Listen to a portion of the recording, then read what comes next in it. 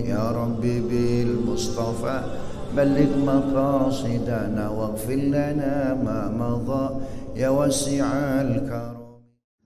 Assalamualaikum warahmatullahi wabarakatuh. Alhamdulillah wassalatu wassalamu ala Rasulillah nabiyyina wa maulana Muhammadin ibn Abdullah wa ala alihi wa sahbihi wa man tabi'ahu wa nasarahu wa walah wa ba'd. Hadirin jamaah yang dirahmati Allah, bicara tentang fikih kontemporer memang agak sulitnya justru karena kita sudah tidak punya lagi para fuqaha yang pakar di bidang ilmu fikih, sementara masalah-masalah yang baru muncul sekarang itu semakin hari semakin banyak saja. Nah, masalah-masalah yang baru muncul ini pun kadang-kadang kita itu tidak terlalu bisa dengan mudah untuk memahaminya. Saya mau kasih sedikit contoh, Pak. Masalah kekinian yang kita tidak bisa terlalu mudah untuk memahaminya itu cukup banyak. Contohnya kalau boleh saya sebut begini, Pak. Di masa lalu para ulama itu tidak pernah bekerja dengan menggunakan data penelitian. Nggak ada ilmu statistik. Ilmu statistik itu ilmu yang baru ada muncul di zaman sekarang. Nah, di masa lalu orang cuma pakai asumsi saja. Diasumsikan begini, diasumsikan begitu. Ya istilahnya pakai intuisi saja. Nah, kebenaran itu ya pada akhirnya tidak bisa ditetapkan hanya berdasarkan perasaan atau intuisi, tapi harus dengan data. Dengan data itulah kita baru bisa ya istilahnya mengambil kesimpulan yang tepat. Nah, kebanyakan fatwa-fatwa ulama yang ada di dalam kitab-kitab fikih klasik itu pada saat itu hanya didasarkan pada asumsi, pada ya feelingnya si mujtahid itu. Dia belum lagi mengandalkan pada data statistik yang besar gitu ya, big data. Padahal kita di zaman sekarang ini, Pak, tidak bisa hidup tanpa data.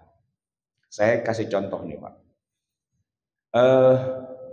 Nonton TV, program-program yang ada di TV itu, Pak, itu sebuah program masih bisa lanjut atau bungkus, istilahnya bungkus, Pak, udah nggak tayang lagi, itu berdasarkan data.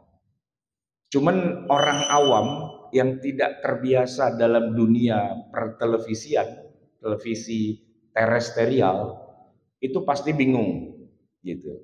Saya pernah ditanya, Ustadz, dulu kan pernah ngisi di Trans 7 setiap hari Jumat pagi gitu kan.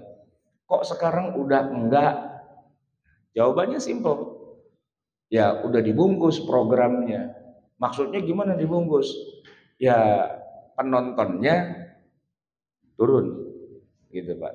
Berdasarkan dari penelitian, ya waktu itu sih masih cuman 1-2 aja ya, istilahnya ratingnya sudah nggak bisa dipertahankan lagi.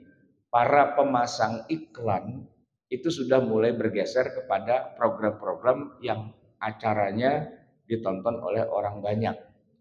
Waktu itu kita sebagai orang awam bingung, kan TV. Gimana caranya mengetahui bahwa sebuah program itu ditonton oleh orang sekian banyak. Kalau kita nggak tahu teorinya atau nggak tahu prakteknya, alah paling nebak-nebak doang gitu, Pak. Ternyata enggak, ternyata itu ada surveinya. ada sejumlah penonton yang dibekali dengan alat kayak semacam remote gitu Pak, ya kan?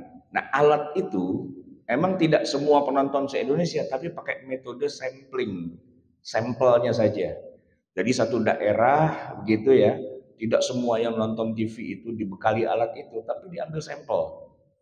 Nah kita itu Pak, awal-awal mula itu nggak ngerti, kok bisa sih dengan begitu bisa ditentukan sebuah acara peminatnya banyak atau tidak dan sebagainya.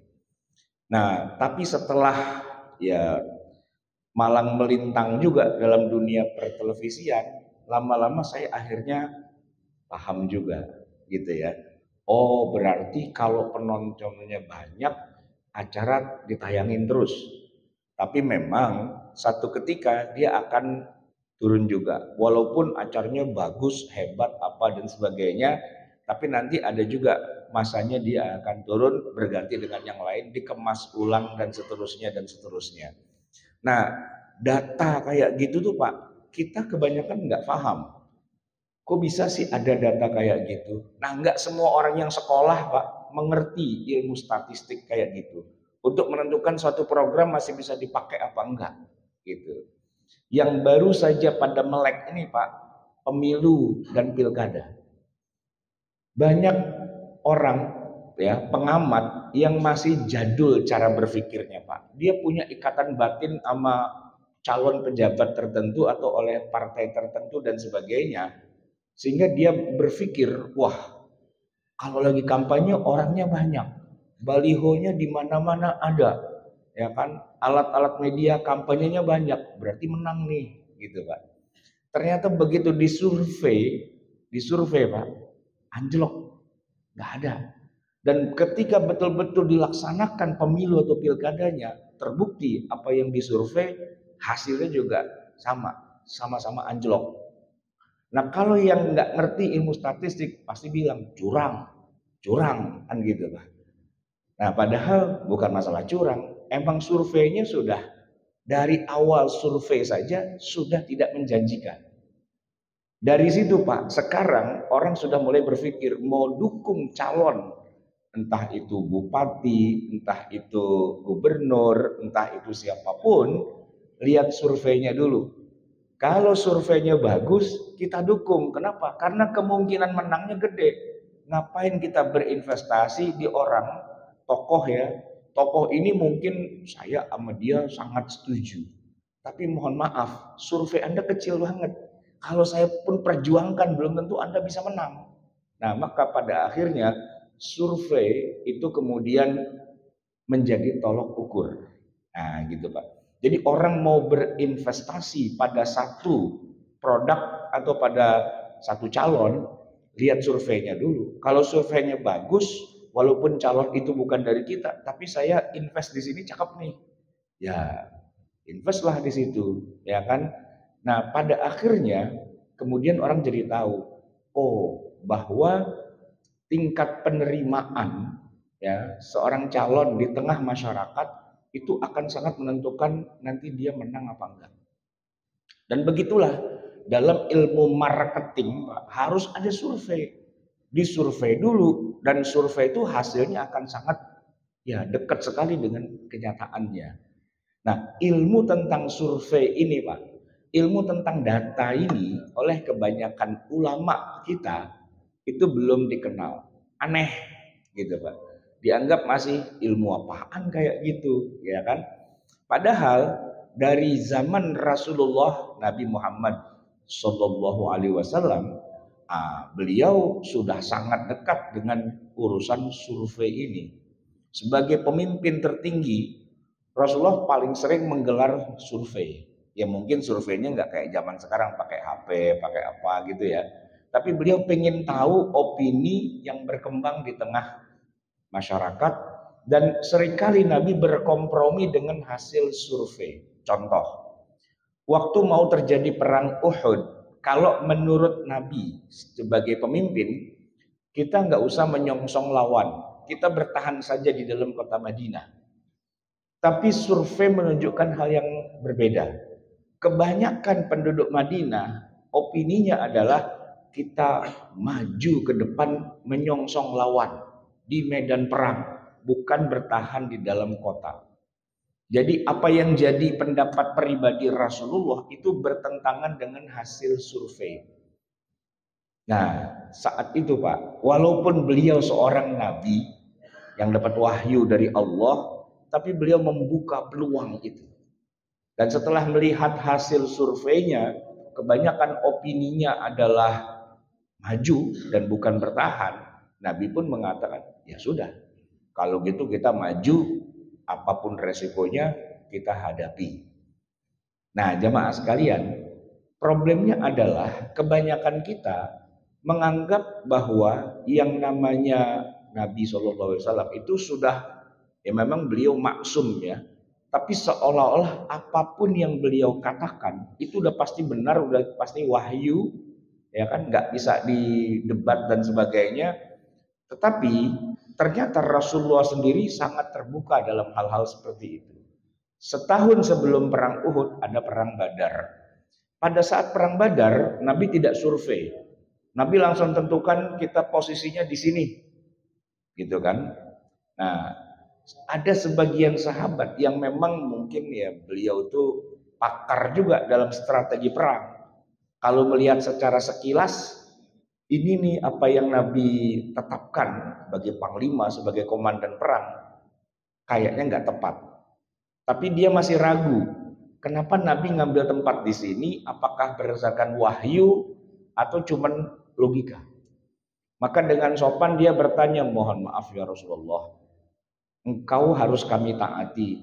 Tapi begini, ini kita ngambil base camp di sini, ini kira-kira apakah memang perintah Allah langsung harus di sini, atau mungkin Anda punya pertimbangan sendiri, bukan wahyu gitulah, terbuka untuk diperdebatkan lah gitu istilahnya. Nabi mengatakan enggak dasarkan wahyu, tidak ada perintah dari Jibril. Saya sendiri aja nentuin begini, emangnya kenapa? Berarti terbuka untuk diskusi ya Rasul, terbuka. Nah, diskusilah di situ. Ya, singkat cerita kata Nabi, benar juga yang ente bilang. Berarti jangan di sini ya, kita pindah ke sono. Iya ya Rasul, kita pindah ke sono yang lebih tepat dan sebagainya. Coba bayangkan seorang Nabi Muhammad yang maksum, bukan di debat, tapi membuka ya segala kemungkinan. Bisa aja kan Nabi bilang, ya terserah gua dong, gua jadi pemimpinnya, kenapa lo yang kerok? Bisa sebenarnya. Tapi Nabi mendidik para sahabat untuk berpikir. Dan ketika ada yang bertanya dengan baik tentunya, mengkritisi ya untuk mendapatkan yang terbaik gitu kan, Nabi membuka diri dan tidak malu, tidak gengsi, tidak merasa dipermalukan di depan orang dan sebagainya. Ketika Nabi bilang, oke, kalau gitu kita pindah sesuai dengan perhitungan yang kamu buat, ayo kita pindah. Rasulullah itu dalam keseharian beliau, bahkan kadang-kadang, ini perang yang ketiga, tadi kan perang Uhud, perang Khandaq, perang Uhud, perang Badar, perang Khandaq. Perang Khandaq begitu juga, setelah disurvei gitu kan, rupanya kali ini kebanyakan semua sepakat kita menghadapi 10.000 orang, kalau kita maju ke depan, habislah kita. Kita bertahan di dalam kota. Bertahan di dalam kota, tapi kita perlu benteng untuk menjaga, jangan sampai diserbu begitu aja. Kita halangi dulu biar mereka nggak masuk seenaknya. Ada yang punya usulan, kata Nabi, gimana caranya menghalangi pasukan musuh masuk ke kota Madinah? Saat itu Salman Al-Farisi, orang Persia kan, bilang begini, mohon maaf ya Rasul, kalau boleh saya ngasih ide dan saran. Ini cuman saran doang, mau dipakai boleh enggak apa-apa. Kami dulu di Persia, Persia kan orang kafir ya, menyembah api, agamanya Zoroaster atau Majusi. Kami kalau perang itu kami bangun parit ya Rasul, digali. Ya, dan dengan begitu membuat pasukan musuh kalau menyerang ke sini itu mesti turun dulu pakai tangga, jalan lagi, naik lagi pakai tangga. Pada saat dia turun pakai tangga, naik lagi pakai tangga, nah itu kita sabet pakai pedang, kita sabet pakai panah gitu. Tapi itu orang kafir ya Rasul yang kayak gitu, ya kan? Kata Nabi, terserah mau kafir mau enggak, tapi itu metode cakep. Ya, ya udah yuk kita terapin idenya Salman ini. Maka digali parit, Pak. Tingginya kira-kira 3 meter, ya dalamnya ke bawah gitu. Terus lebarnya 5 meter dan panjangnya dari ujung ke ujung itu 5 kilo digali. Dan itu tidak pernah ada di negeri Arab, ya. Adanya di negeri kafir yang secara perasaan Nabi dan para sahabat tuh kalau melihat Persia sama Romawi, pronya ke Romawi. Karena orang Romawi itu, orang Yahudi, Nasrani itu lebih dekat hubungannya dengan kaum muslimin ketimbang dengan orang Persia yang penyembah api.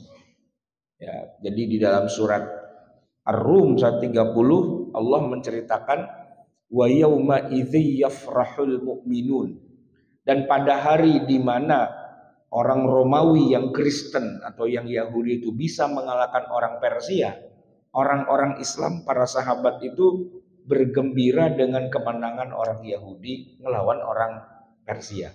Secara hati kita lebih pro-nya kepada Yahudi dan Nasrani ketimbang kepada Majusi secara perasaan. Tapi secara teknologinya Persia lebih unggul. Dan Nabi pakai teknologi Persia, copy paste aja. Nggak ada urusan dengan kita, nggak demen nih sama Persianya. Nggak, pakai aja udah gitu, nggak ada urusan. Dan itu sama sekali tidak ada urusannya dengan wahyu, dengan ketentuan samawi. Tidak ada ayat, tidak ada Jibril turun ngasih tahu, bikin parit, ya, survei. Jadi dari pengalaman lapangan. Nah jamaah sekalian, yang jadi masalah di zaman kita sekarang ini, kebanyakan para ahli agama itu lebih suka berittibak begitu saja terhadap ijtihad para ulama di masa lalu. Sebenarnya tidak ada yang salah dengan berittibak, ya kan? Tapi kalau konteksnya sudah mengalami perubahan, nah kita nggak bisa pakai data yang sudah lewat. Nggak bisa gitu. Makanya fatwa itu harus selalu berubah-ubah karena fakta di lapangannya memang selalu berubah-ubah. Contoh nih Pak, Bapak jangan kaget kalau pada suatu ketika ya 4 mazhab sepakat mengharamkan musik. Jangan kaget, santai aja. Iya, untuk masa itu kalau dibilang musik itu haram, kita sepakat. Kenapa kita sepakat? Karena kalau kita perhatikan lebih dalam, apa yang mereka maksud dengan musik, memang kalaupun itu terjadi hari ini, kita juga akan bilang haram. Pak, di abad-abad pertengahan, belum ada industri rekaman.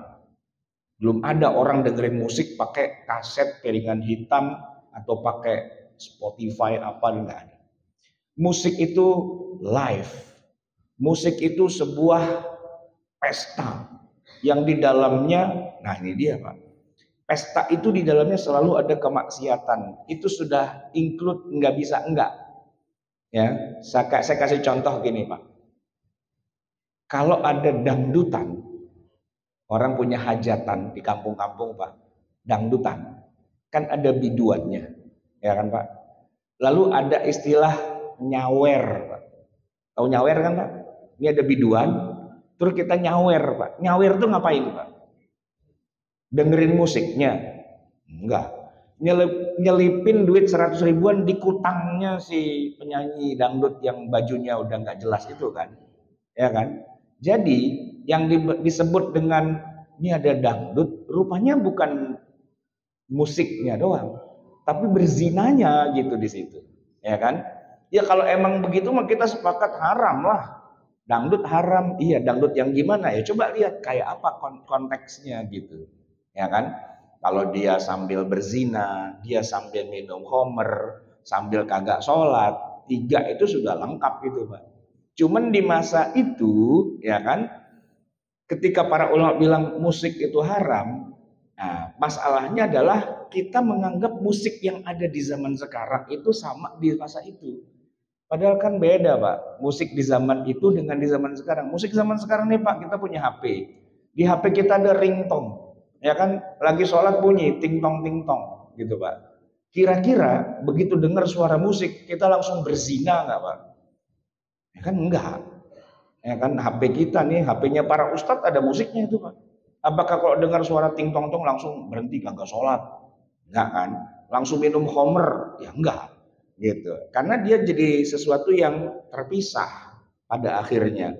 Musik-musik doang, tidak ada meninggalkan sholatnya, tidak ada berzinanya, tidak ada minum homernya. Sesuatu yang di masa lalu itu memang jadi satu, tidak bisa dipisahkan. Maka kalau ulama di masa itu bilang musik itu haram, kita sangat sepakat. Tapi kayak apa dulu musik yang dimaksud di masa itu? Gitu Pak. Nah untuk di masa sekarang, ya kita harus lihat juga konteksnya apa, ilat keharamannya itu apa. Baik ya Pak ya. Saya kasih contoh yang kedua. Rokok. Kenapa para ulama di masa lalu tidak mengharamkan rokok? Kebanyakannya mereka paling-paling bilang makruh. Ada yang tahu nggak Pak sebabnya?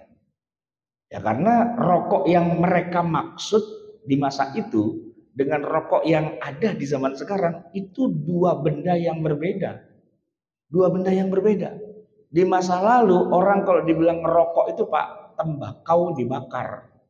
Ya kan? Tidak pakai racikan yang aneh-aneh, tidak pakai zat-zat yang sekiranya kalau dihirup itu membuat kanker, ya, membuat apa namanya paru-paru jadi hancur, ya kan, membuat macam-macam kan. Kalau dibungkus rokok sekarang kan ditulis rokok membunuhmu, gitu kan.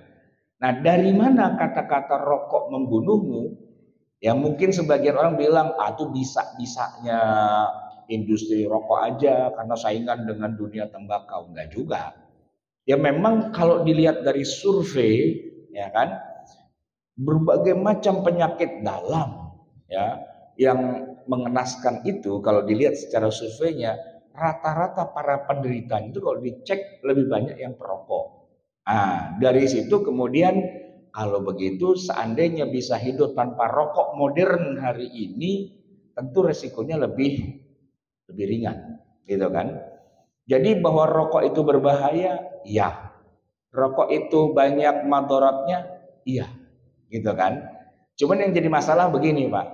Ada juga sebagian ulama di zaman sekarang, ulama-ulama Saudi rata-rata, pokoknya rokok haram titik selesai. Nah gitu aja. Padahal tidak edukatif juga.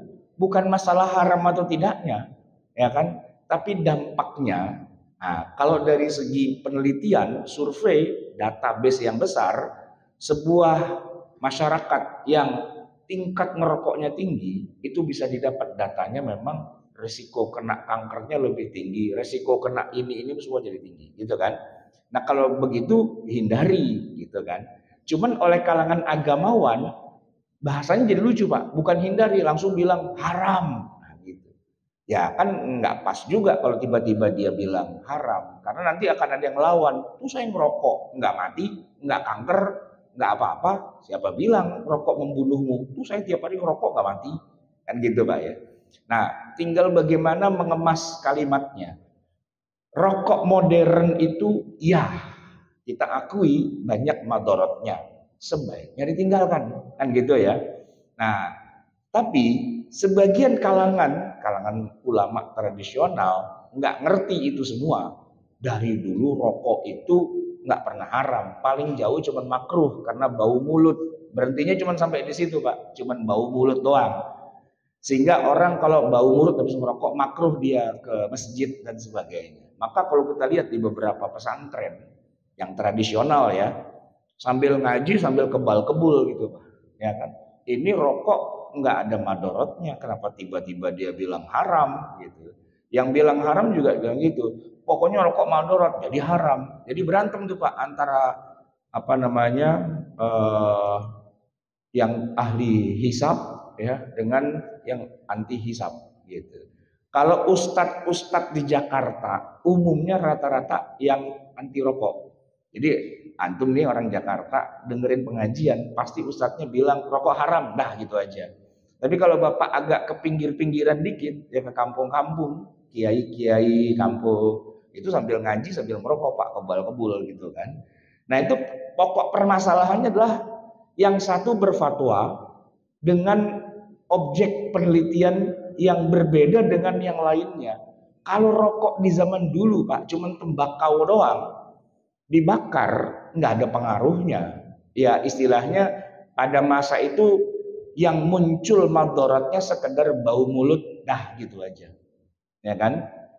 Nah tetapi rokok modern itu bukan hanya tembakau Pak, tapi dicampur dengan sekian banyak aneka ragam racikan, ya, dengan berbagai macam katakanlah zat yang terkandung di dalamnya, yang kalau disurvei gitu ya, para penderita penyakit-penyakit berat itu rata-rata perokok.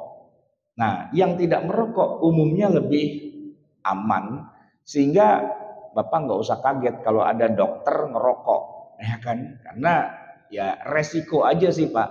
Kayak gini Pak, kayak gini. Kita kalau naik mobil di Jakarta ini Pak, mobil yang baru ya, yang terbaru, rata-rata tuh Pak, kalau seat belt kita nggak pasang, nggak ceklok, mobilnya bunyi Pak, nat gitu kan. Coba deh, saya perhatikan di beberapa tempat kalau orang-orangnya sudah teredukasi, begitu mobilnya nat dia langsung pasang, ceklek, oh iya, belum pasang seat belt. Tapi kemarin terus terang Pak, di kampung-kampung Pak, bunyi nat itu dia nggak pasang seat belt Pak, dia beli alat untuk nyolokin doang, cek biar kagak bunyi. Ya kan Pak? Ada kelakuan model kayak gitu kan? Di Jakarta jarang. Di Jakarta rata-rata orang sudah teredukasi, sudah paham. Oh iya, seatbelt itu penting, gitu Pak. Ya kan? Di Jakarta orang pakai helm, sebagian sih karena takut polisi, tapi sebagian lagi sudah punya kesadaran bahwa helm itu penting. Ada polisi, nggak ada polisi, saya pakai helm.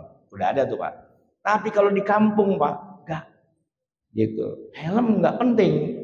Emangnya kalau pakai helm terus selamat katanya, gitu Pak, ya kan? Tidak teredukasi, gitu. Jadi ya paling-paling dia pakai helm karena gini, mau lewat mana lewat sono, oh ada polisi bawa helm, gitu Pak. Jadi dia pakai helm karena ada polisi. Tidak pernah berpikir bahwa helm itu adalah alat pengaman. Itu kan gambaran masyarakatnya teredukasi atau tidak, ya kan? Teredukasi karena dia tahu, oh angka kecelakaan yang kemudian mengakibatkan kematian, kepala pecah dan sebagainya, emang rata-rata itu nggak pakai helm. Duh, kalau saya pakai helm, setidak-tidaknya itu di apa namanya, ya resikonya lebih terjaga lah gitu. Nah, hanya pada situasi tertentu saja seatbelt jadi wajib ketika kita naik pesawat. Orang kampung naik pesawat ada pramugari Pak dipasang, baru dia pasang. Kalau enggak, kita enggak terbang-terbang nih Pak, pasang dia untuk pesawat. Tapi begitu dia turun, naik Grab misalnya, enggak dipasang. Atau kadang-kadang dipasang dulu, ceklok, baru dia duduk di atasnya. Kan gitu kan. Nggak ketahuan, orang kampung nih, ya kan modelnya kayak gitu. Dia enggak paham itu semua maksudnya itu apa, karena enggak tahu prosesnya. Gitu. Nah orang yang ketinggalan dalam teknologi itu rata-rata begitu. Dia enggak akan pasang pengaman itu, ya kan. Apalagi di kampungnya mertua saya Pak, jangankan helm, plat nomor aja nggak dipasang, spion aja nggak dipasang Pak. Justru orang kalau pakai helm diketawain, ih pakai helm, gitu Pak, diketawain. Kadang-kadang di rumah saya juga begitu, saya ke pasar Ciplak nih dari rumah, karena helm saya nyangkut di spion gitu kan, daripada saya taruh saya pakai aja. Cuman ke pasar doang Ciplak dekat Pak, ada 2 kilo doang. Orang-orang pada nanya, mau pergi kemana Ustaz? Mau ke sini, kok pakai helm? Emang kenapa? Helm-helm saya kenapa lu yang ribut gitu. Dalam pandangan dia, orang pakai helm itu kayak belagu gitu Pak. Gitu. Padahal kan ya bukan lah. Kita teredukasi, namanya naik motor gitu kan ya. Ya pakai helm, pakai rem, pakai semuanya lah gitu kan. Memang begitu ketentuan yang keselamatannya kan gitu ya. Tapi buat sebagian orang, semua standar itu dianggap mengada-ada, itu bisa-bisanya polisi aja. Emang polisinya pada mau nyari duit gitu Pak. Nah, jadi kan cara pandangnya itu beda. Nah, ini yang ingin saya sampaikan bahwa bahkan para ulama yang hidupnya di zaman sekarang pun kadang-kadang dia tidak melek dengan hal-hal yang seperti itu. Dia tidak melek. Karena yang dia lihat tuh adalah kitab-kitab kuning masa lampau. Yang ya hasil penelitiannya benar Pak. Tapi angka tahunnya yang keliru. Itu hasil penelitian tahun berapa? Sudah tidak up to date dengan hari ini. Nah kalau mau pakai ilmu fikih, ya untuk diterapkan di hari ini, maka datanya itu harus data yang terbaru. Gitu. Nah dengan data yang terbaru, maka hasilnya pun lebih akurat. Kalau Anda pakai kitab kuning, benar sih kitab kuning, dan tidak ada yang salah, cuman Anda salah lahir, itu masalahnya Pak. Itu kitab ditulis oleh Al-Ghazali 1000 tahun yang lalu, Pak. Dengan data yang ada di masa itu. Kalau kita pakai, nggak salah, kitanya yang salah tahun Pak. Nah hari ini, banyak hal yang harus disesuaikan lagi datanya dengan realitas yang ada, dengan berbagai macam ketentuan. Tapi begini Pak, terpaksanya kita harus nerima ya. Banyak para ustadz, para kiai yang tadi belum melek. Contoh nih Pak ya, kalau udah ngomongin fikih muamalah jual beli. Pak, hari ini Pak, kita itu sudah tidak pakai lagi yang namanya emas atau perak untuk jual beli. Enggak. Kita udah nggak pakai itu semua. Kita pakai uang di zaman modern, yang mana uang itu bukan emas, bukan perak. Bahkan tadinya uangnya itu masih berupa fisik kertas. Sekarang pun kita sudah hampir meninggalkan kertas dan kita hanya pakai data digital saja. Data digital Pak, orang belanja makanan, minuman cuma pakai kris, ya kan? Data digital, uangnya mah nggak tahu, nggak pernah lihat duitnya Pak. Gajian nggak pernah lihat duit, bayar nggak pernah lihat duit. Cuman scan gitu aja. Bahkan ke level yang paling rendah, pedagang kaki lima pun begitu caranya. Kalau dulu kan Pak, yang online begitu atau yang itu kan orang kaya ya, pakai cek ditulis di kertas, dibayar pakai cek gitu. Kalau orang awam mana mau dibayar pakai cek? Enggak, ntar ditipu sama cek gitu kan. Tapi sekarang masyarakat awam pun belanjanya udah pakai digital gitu. HP mereka adalah alat pembayaran. Kemana-mana nggak perlu bawa dompet, yang penting bawa HP. Kan begitu. Nah itu Pak, kalau kita masuk dengan menggunakan fikih muamalah yang ada dalam kitab kuning, semua pembayaran kita tuh nggak sah dalam pandangan mereka. Nggak boleh. Gitu. Kenapa? Ya karena kalau di zaman itu bayar ya harus dengan benda. Gitu. Yadan biadin gitu kan.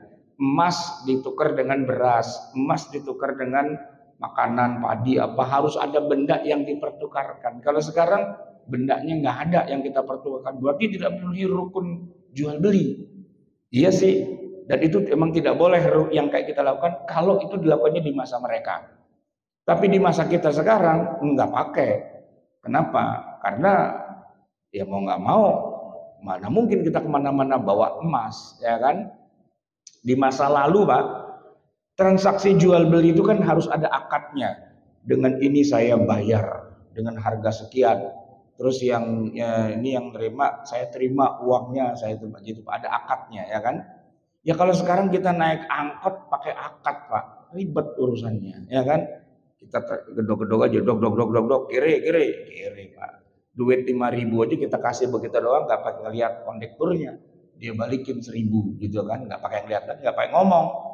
Bayangkan kalau naik angkot harus ngomong, wahai sopir angkot, dengan ini aku bayarkan sejumlah uang senilai 4.000 rupiah perjalanan saya dari sono ke sini, mohon diterima. Saya terima pembayarannya. Kelamaan Pak, penumpang yang lain bilang, woi kelamaan, pakai segala begitu, udah bayar gitu aja, ya kan? Apalagi kalau misalnya naik busway apa segala macam. Ya kita masuk, kita ngetap aja, tap gitu kan. Nggak pakai duit Pak. Itu kalau Imam Al-Ghazali hidup zaman sekarang, dia bilang, kagak sah nih, gitu Pak. Ya kagak sah emang untuk di zaman dia, gitu kan. Tapi kalau tahu realitas kehidupan zaman sekarang, 5 menit berpikir, wah emang benar, emang begitu harusnya. Nah gitu Pak. Maka banyak ya hal-hal yang terkait dengan ilmu fikih di zaman modern ini yang perlu dibahas ulang. Tidak bisa hanya menggunakan kitab fikih jadul zaman dulu. Kenapa? Karena kitab fikih itu dibikin di zaman segitu dengan realitas yang ada di zaman itu, dan untuk zaman sekarang ya harus disesuaikan. Saya masih ingat kok Pak, waktu awal-awal ada GoFood, awal-awal ada Gojek, ada banyak teman saya bilang haram tuh, gitu Pak. Haram, apalah gitu. Jadi memang salah satu di antara keganjenan atau ya ganjen lah saya bilang gitu ya. Para ustadz itu adalah kalau dia nggak paham, dia langsung bilang haram gitu aja dulu. Kalau dia nggak paham, haramin aja dulu gitu kan. Nah nanti kalau udah paham baru bilang, oh berarti nggak haram ya. Belakangan dia biasanya gitu. Sama mikrofon gitu juga. Saya udah sering ngomong di sini. Awal mula ada mikrofon, ulama sedunia bilang haram. Haram mikrofon itu. Nah cuman terjadi perdebatan panjang gitu kan. Akhirnya lama-lama mikrofon sekarang bukan haram Pak, wajib. Ada masjid tidak ada mikrofonnya, kita ketawa. Lah, masjid nggak pakai speaker, masjid apaan gitu kan Pak. Tapi kalau kita mundurin 40-50 tahun yang lalu gitu ya. Nah, kita masih menemukan beberapa masjid yang tidak ada speakernya. Mungkin kalau kita rada minggir ke Jawa Barat mana itu wilayah, ada juga kan masjid-masjid yang tidak ada speakernya, yang kiainya bilang haram. Di zaman Nabi nggak ada, gitu Pak. Nah dulu yang bilang haram itu Pak, Masjidil Haram di Mekah, itu yang bilang haram, nggak boleh mikrofon gitu. Tapi kalau sekarang Pak, nah masjid yang sound systemnya paling bagus sedunia ya Masjidil Haram. Itu Pak, Imam As-Sudais itu ya, kalau mau ngimamin itu jarak mulutnya ke mikrofon jauh loh itu. Tapi beliau cuman gitu Pak. Oh, satu Mekah kedengeran semua itu Pak. Hebat itu Sennheiser kalau saya lihat tuh mereknya tuh Pak. Nah, luar biasa kan. Artinya orang itu ketika ada sesuatu yang baru cenderung bilang haram dulu. Tapi setelah berjalan ya kemudian baru tahu oh, ini mah nggak haram gitu ya. Nah, itulah yang jadi masalah dalam setiap kita bicara tentang fikih kekinian. Banyak ulama ya yang hidup di zaman sekarang, dia sendiri pun tidak paham hakikat dari realitasnya itu apa. Dia nggak paham gitu Pak. Masih banyak ustadz yang bingung Pak. Kalau diminta rekening koran, dia bilang apa? Saya udah lama nggak langganan koran, ngapain saya bayar rekening koran gitu Pak. Nyambung ya Pak ya? Ada rekening koran nggak? Nggak. Saya udah lama nggak langganan koran gitu Pak. Ya kan nggak nyambung gitu Pak ya. Sama ada yang nanya juga, emang di rumah sakit ada radio? Begitu masuk Pak ada tulisan radiologi gitu. Emang ada radionya di situ? Nggak nyambung gitu kan, berarti kan ya nggak paham gitu. Ya banyak tuh kasus-kasus yang kejadiannya seperti itu. Awal mula dulu ada internet Pak. Awal mula ya di Indonesia. Ya di tahun 80-an Pak. Yang punya email itu 1-2 Pak. Dan kalau ada orang hari ini emailnya masih Yahoo, wah berarti dia orang lama nih Pak. Kalau sekarang kan Gmail apa gitu ya. Kalau emailnya masih Yahoo aja lu gitu kan. Zaman dulu Pak emailnya Yahoo. Ada pejabat Pak tahun segitu ditanya sama wartawan, Pak, Bapak punya email? Apa jawabannya? Ini pejabat anggota DPR. Dulu saya punya email 2. Cuman setelah itu yang satu saya jual, yang satu lagi saya kasih saudara saya. Email Pak, email. Iya email kan yang begini-begini kan. Nah, itu yang satu saya jual, yang satu saya kasih saudara saya.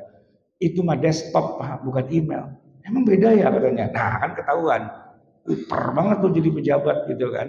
Nah kebayang Pak, kalau ustadz sekuper itu, terus dia menghukumi satu masalah, kan hukumnya jadi berantakan kemana-mana. Nggak paham dia dengan hakikat kekinian yang ada itu. Anda belajar dulu, Anda ngerti dulu, baru Anda bicara bahwa ini hukumnya haram apa dan sebagainya. Nggak ngerti itu uang kripto itu apa, nggak ngerti. Tapi tiba-tiba berfatwa gitu kan. Orang dia hidupnya di pesantren, nggak kemana-mana, nggak tahu dunia luar, tiba-tiba bicara server, kan nggak nyambung Pak, ya kan? Server, ini apa hukumnya nyewa server? Servernya cloud, apa itu cloud? Gitu. Di laut kali gitu, kan nggak nyambung Pak, gitu kan? Ya gitu-gitulah Pak. Kalau yang ngerti teknologi kan ngerti, oh maksudnya ini, dia jelasin hukumnya gampang. Nah kalau server aja nggak tahu, server apa sih server? Ya server komputer, itu ada server. Ini bukan server, ini komputer. Bedanya apa? Kalau kayak gitu masih harus dijelasin juga. Susah Pak, ya kan? Karena dia nggak ngerti teknologi itu. Dia nggak ngerti sains, tiba-tiba ditanya hukumnya, ya oleng Pak hasilnya. Nah, maka yang dibutuhkan hari ini bukan cuma ngerti Al-Quran, nggak cuma ngerti hadis, enggak, tapi ngerti realitas kehidupan dengan hakikatnya yang paling dasar, biar bisa dikawinkan dan hasilnya itu harus ya sinergi. Rasulullah itu adalah orang yang paling mengerti realitas kehidupan di masanya, sehingga beliau bisa gabungkan antara wahyu dengan fakta dan kemudian hasilnya jelas. Baik ya Pak, cukup sampai di sini, udah jam 1. Mari kita, ada pertanyaan? Nggak ada ya? Ya udah. Ada ya, silakan.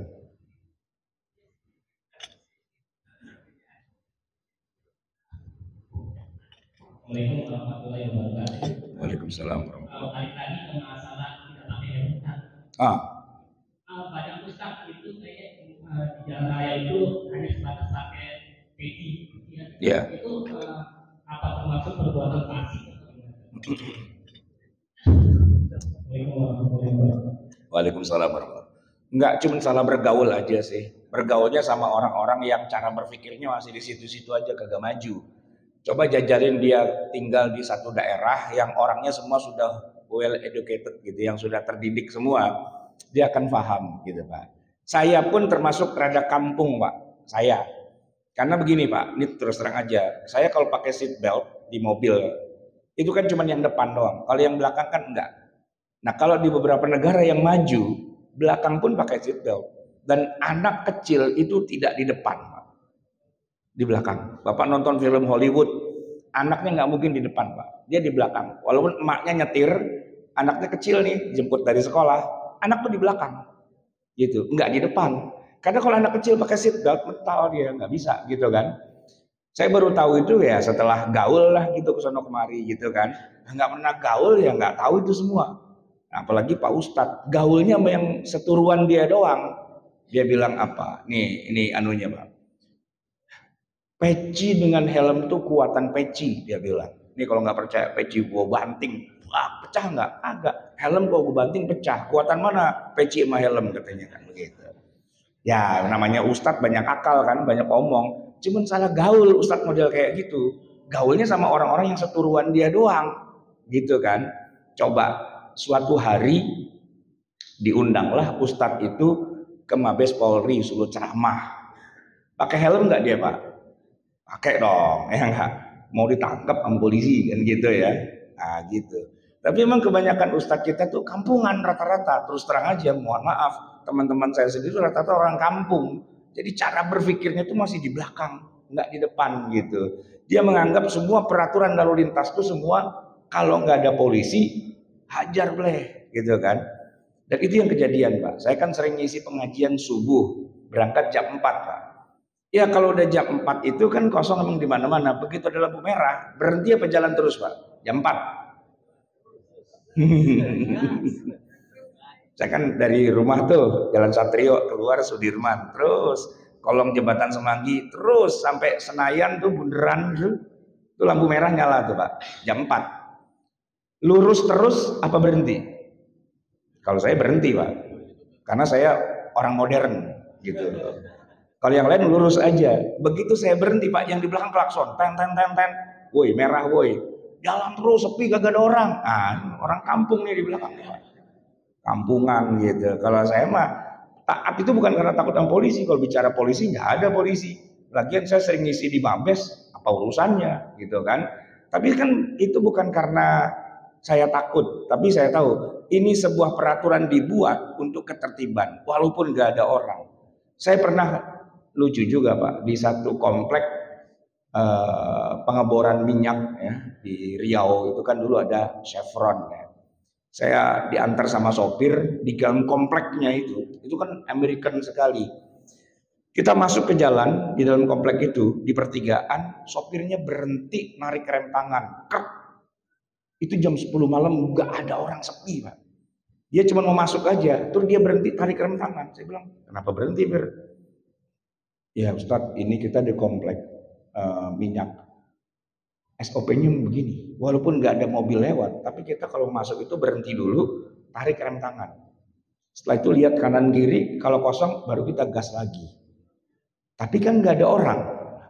Bukan masalah ada orang enggak, emang begitu SOP-nya gitu. Berarti susah dong. Ya enggak sih, kalau semuanya sepakat begitu ya udah begitu. Nah kalau mau yang seradak seruduk, ntar kita keluar komplek, nah di luar baru seradak seruduk gitu Pak. Makanya tuh Pak, di orang Indonesia ketika di Singapura bawa mobil, tertib dia. Orang Indonesia Pak, di Tokyo bawa mobil tertib, balik ke Jakarta, nah lu naik trotoar dia kan gitu ya. Masuk jalur busway gitu-gitu semua. Itu contoh aja. Oh berarti dia belum teredukasi dengan baik, belum jadi good citizen gitu ya. Masih kelihatan rada kampung lah begitu. Emang mau nggak mau. Sayangnya yang begini ini jadi ustadz, itu masalahnya Pak. Ngajarinnya nggak bener sama jamaahnya gitu kan. Harusnya ustadz tuh dididik biar majulah, modern cara berpikirnya begitu kan.